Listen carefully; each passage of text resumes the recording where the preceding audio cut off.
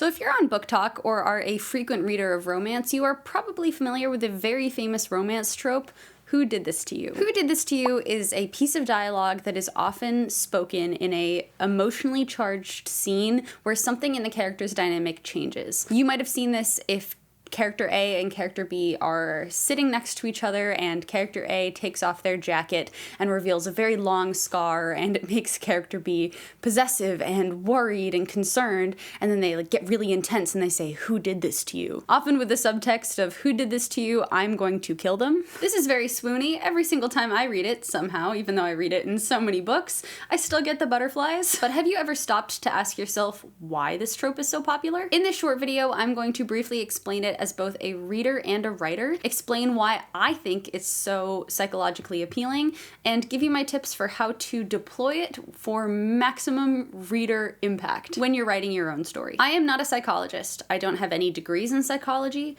I don't presume to know anything about psychology. I took AP psychology when I was in high school, and I don't really remember anything from it, but I have attended many lectures and have listened to many podcasts done by authors who either do have psychology degrees or just know what their readers like. And I do a lot of self-reflection about what it is about things that makes me feel excited about them. So that is where I'm coming at this from. I'm not coming at this from any sort of licensed psychology professional perspective. I'm only coming at this as an avid reader and a writer who likes to understand things. So when I sat down to really dig into why I think Who Did This to You is so psychologically appealing, I narrowed in on the fact that it really captures in a very small line of dialogue the fierce protectiveness feeling and the "if anyone touches that other person, they will die" kind of dynamic. This is a pretty frequent dynamic in romance books.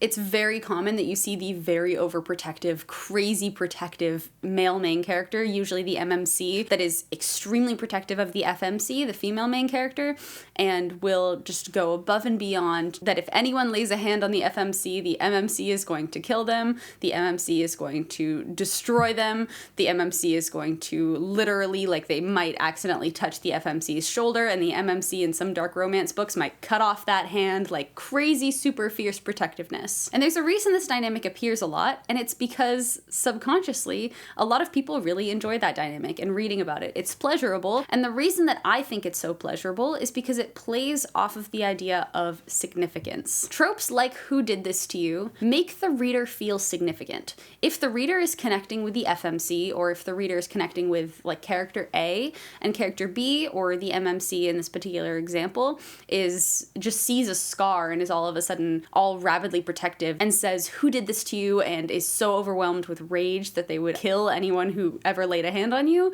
that makes you or the FMC feel really important. The FMC or character A is significant enough to the love interest that the love interest would burn down the world for them, would kill anyone in the world for them, because nothing in the world is as important as them. I'm not condoning any behavior. I'm not condoning the chopping off the hand kind of crazy protective behavior at all. But what I am saying is that there is some part of the brain that maybe if a reader doesn't feel like they are chosen every single day, that they're not cherished above all else every single day, that they're not put on this pedestal every day, that finds pleasure reading about a dynamic where a character does put them, or the FMC character A that they identify with, on that pedestal. That just scratches an itch in the brain and it makes people feel good. This is something I learned about when I was trying to figure out what TikTok videos and TikTok hooks really went viral. Any idea that contained significance, like the more extreme the better for TikTok, like anything, the lengths that the MMC would go to protect the FMC are things that would do really well on TikTok because they made the FMC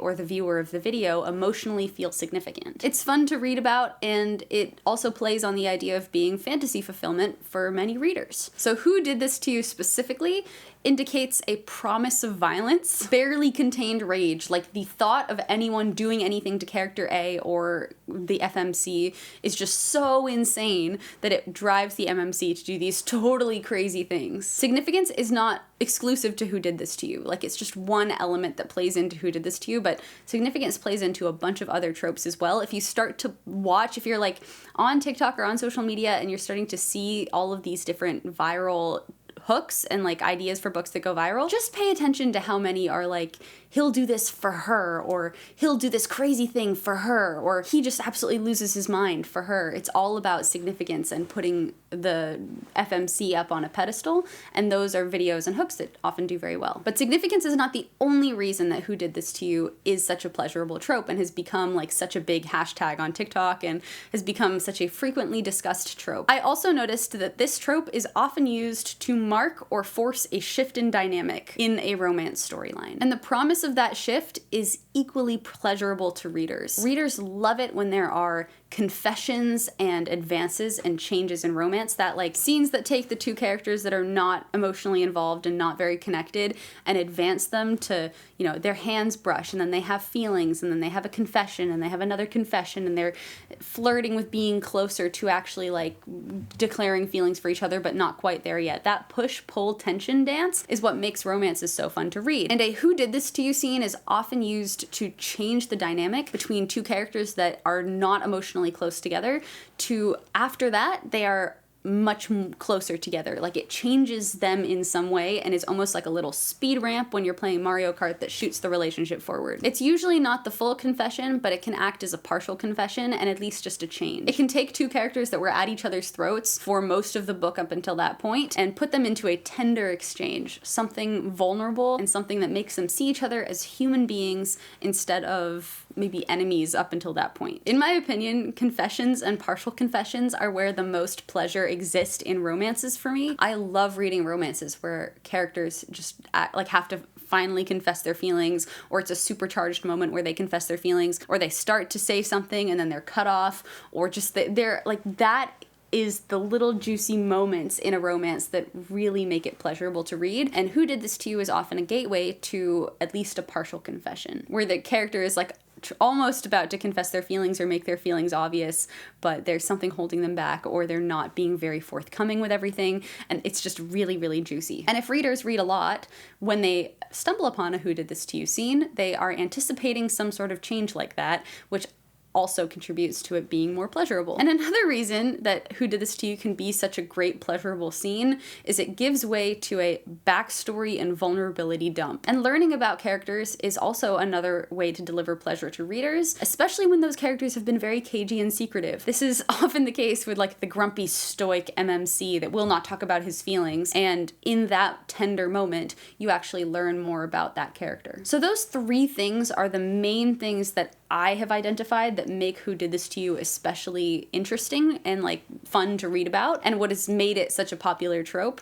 And here are just a couple of tips that I have for effectively deploying this trope in your writing if you wanted to include it in your book. My first recommendation would be to use Who Did This to You as a catalyst or shift. The more heated or at each other's throats your characters are before this moment, the more satisfying your Who Did This to You moment will be. This is why I love Enemies to Lovers so much, is just because these characters are just at each other's throats, just hating each other up until a point like this that forces this kind of vulnerability, and it just, the drastic shift just makes it so fun to read. So the more extreme you can make the difference, the more fun it is, and also the more hooky it is. The second tip is try to pair this with some sort of vulnerable backstory reveal of some kind. It doesn't have to be a backstory dump, but incorporating a couple of more like backstory nuggets into the story that allows readers to know both the MMC and the FMC better and show them like as they connect with each other. That is a super fun thing to read, and it will be able to help you flesh them out as characters more organically. I love working in details about character backstory in dialogue. I much prefer that to just backstory dumps in paragraphs during characters' thoughts,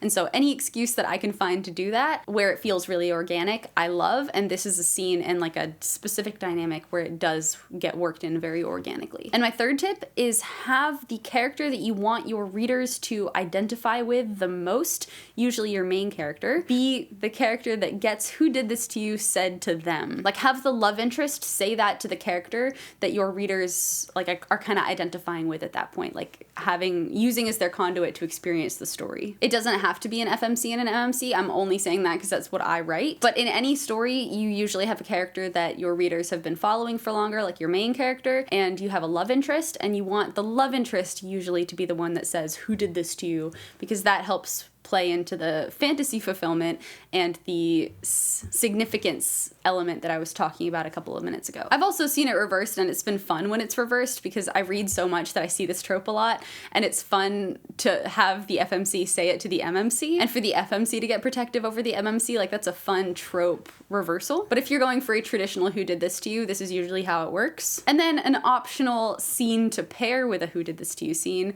is whoever did do that to the person, like if the person's riddled with scars, if the person has some kind of trauma, for that person to miraculously get some sort of karma within the next couple of scenes. This does not necessarily work in every genre, it really depends on your story, but in a lot of dark romance, I see it where there's a who did this to you scene, and then a couple chapters later, whoever did that to the person miraculously disappears or is found in, you know, kind of an unseemly state, and there is some revenge that was taken out on that person, which furthers the extremeness of the significance that the FMC has to the MMC, because the MMC is literally willing to wipe all the people who ever did nasty things to her off the face of the earth. But that's all I have for you about the who did this to you trope. I hope that video was interesting. I thought it would be really fun to just dig a little bit into specific tropes. If this kind of video is interesting and like fun to watch, let me know and I can make more of them. This was kind of a little bit of an experiment as I just tried to make a new